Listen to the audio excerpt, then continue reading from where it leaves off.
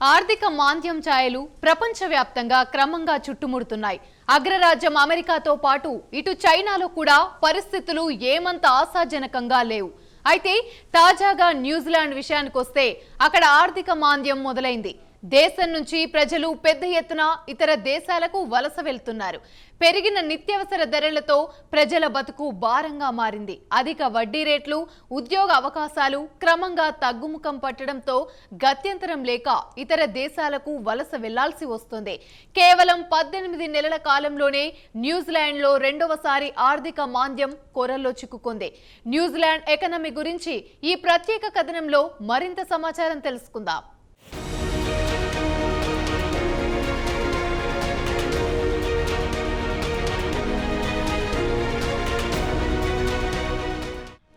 ఆర్థిక మాంద్యం ఛాయలు క్రమంగా ప్రపంచవ్యాప్తంగా విస్తరించబోతున్నాయా అంటే అవుననే సమాధానం వస్తోంది.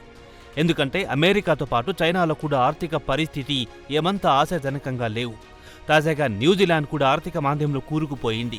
నిత్యావసర వస్తువుల ధరలు విపరీతంగా పెరిగిపోయి ప్రజల బ్రతుకు భారమైంది. మరోవైపు బ్యాంకులు వడ్డీ రేట్లు విపరీతంగా పెంచేశాయి. దీంతో దేశంలో ఉద్యోగ అవకాశాలు సన్నగిల్లాయి. విధి లేని పరిస్థితుల్లో పొట్టచేత పట్టుకుని ఇతర దేశాలకు వలస వెళ్లాల్సి వస్తోంది. వీరంతా పొరుగున ఉన్న ఆస్ట్రేలియా, అటు తర్వాత బ్రిటన్కు వెళ్తున్నారు.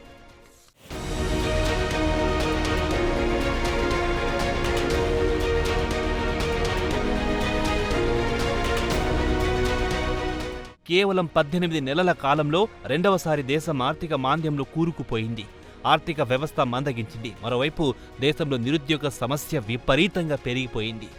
వడ్డీ రేట్లు విపరీతంగా పెరిగిపోవడంతో ఆర్థిక వ్యవహారాలు మందగించాయని ప్రభుత్వం విడుదల చేసిన గణాంకాలను బట్టి తెలుస్తోంది. ప్రభుత్వం గత మంగళవారం నాడు తాజా గణాంకాలను విడుదల చేసింది.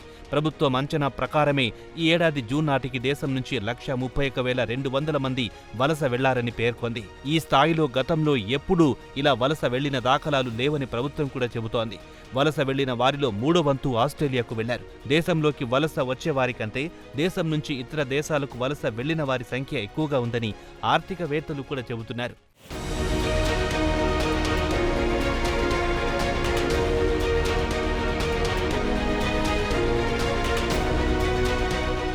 అలాగే దేశ ఆర్థిక వ్యవస్థ మందగించడంతో విదేశాల నుంచి వలస వచ్చిన వారు కూడా ఇతర దేశాలకు వలస వెళ్తున్నారు.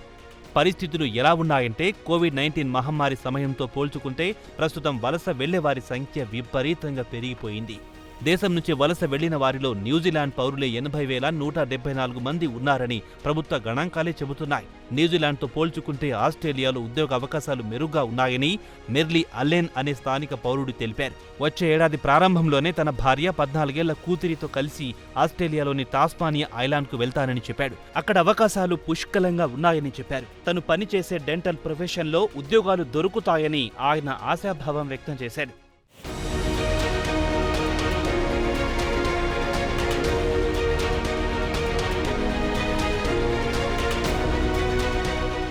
తన మిత్రులు కూడా చాలా మంది ఆస్ట్రేలియాకు వెళ్లారు. ముఖ్యంగా అక్కడ ఉద్యోగ అవకాశాలు మెరుగ్గా ఉంటాయి, మెరుగైన జీవితం లభిస్తుంది. అలాగే ఆస్ట్రేలియాకు న్యూజిలాండ్కు పెద్ద తేడా కూడా ఉండదని అల్లెన్ చెప్పుకొచ్చాడు. అయితే కరోనా మహమ్మారి సమయంలో ప్రభుత్వం విదేశాల్లో ఉన్న తమ పౌరులను మాతృదేశానికి రావాలని ప్రోత్సహించింది. దీంతో రికార్డు స్థాయిలో న్యూజిలాండ్ పౌరులు మాతృదేశం బాట పట్టారు.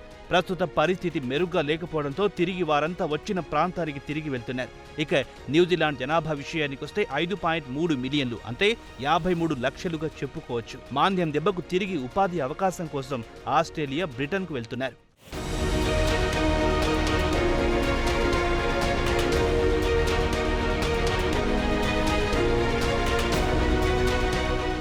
ఇక న్యూజిలాండ్ ఆర్థిక వ్యవస్థ క్రమంగా క్షీణిస్తోంది. అక్కడ సెంట్రల్ బ్యాంక్ కీలక వడ్డీ రేట్లు విపరీతంగా పెంచేసింది. ఏకంగా 521 బేసిస్ పాయింట్లు, అంటే 5.21% చెప్పుకోవచ్చు. ఇండియాతో పాటు ప్రపంచంలోని ఏ దేశం కూడా ఈ స్థాయిలో వడ్డీ రేట్లు పెంచి ఉండదు. ఇక దేశ జీడీపీ ఈ ఏడాది మొదటి త్రైమాసికంలో కేవలం 0.2% వృద్ధిని నమోదు చేసింది. నిరుద్యోగ సమస్య విషయానికొస్తే ఈ ఏడాది రెండవ త్రైమాసికానికి 4.7% ఎగబాకింది. ద్రవ్యోల్బణం మాత్రం 3.3%గా ఉంది. ఇదిలా ఉండగా ఆస్ట్రేలియా న్యూజిలాండ్ పౌరులను ఆదుకుంటోంది. తమ దేశంలోకి రావాల్సిందిగా ఆహ్వానిస్తోంది. తమ దేశంలో నర్సింగ్, పోలీసింగ్, టీచింగ్ రంగాల్లో నిపుణులు లేరు. వీరొస్తే ఆ రంగాల్లో ఉద్యోగాలు ఇస్తామని ఆఫర్ చేస్తోంది.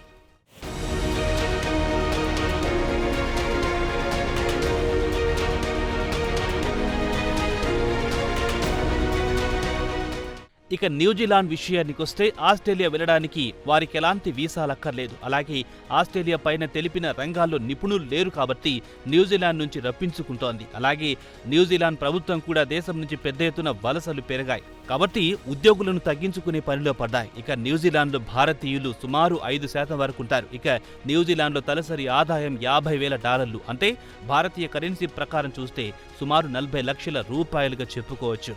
ఆకర్షణీయమైన వేతనాలు లభిస్తున్నాయి కాబట్టి పెద్ద ఎత్తున అక్కడికి వెళ్లారు. తీరా గత కొన్ని సంవత్సరాల నుంచి వ్యాపారాలు మందగించాయి, వేతనాలు పెరగడం లేదు. అయితే అక్కడ అసలు విషయానికొస్తే ఇటు అమెరికా కానీ లేదా ఇతర యూరోపియన్ దేశాల్లోనైనా ప్రజలు మొత్తం బ్యాంకు రుణాలపై ఆధారపడి ఉంటారు. ఇల్లు, కారు, ఇంటికి కావలసిన వస్తువులన్నీ రుణాలపై తీసుకుంటారు.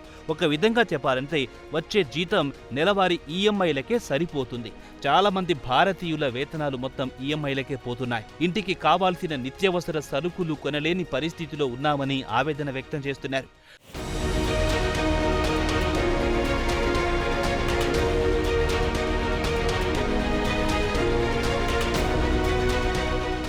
మాతృదేశం విడిచిపెట్టి ఇంత దూరం వచ్చిన పెద్దగా మిగిలిందేమీ లేదని వారి అసంతృప్తి. ఇక వీరంతా ఆస్ట్రేలియా లేదా బ్రిటన్కు వెళ్తున్నారు.